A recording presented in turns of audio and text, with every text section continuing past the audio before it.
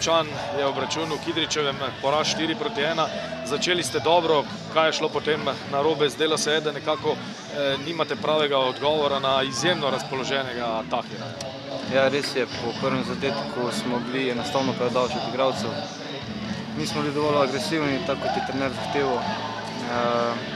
Tako da ja, mislim, da je to glavni razlog za današnji poraz. Se pravi, malo pomanjkanje agresivnosti v obrambi.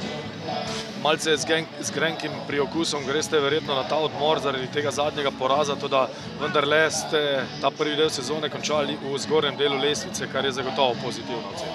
Ja, seveda, želeli smo si končati na 3. mestu to polovico sezono, ampak nič ne dej, bomo pa napadali mali za zadja. Vemo, da je liga čist skupaj, si lahko 3. ali pa 7. v 3 tekmah praktično, tako da ja, gremo zdaj na priprave, se pripraviti in pa naprej. Hvala lepa.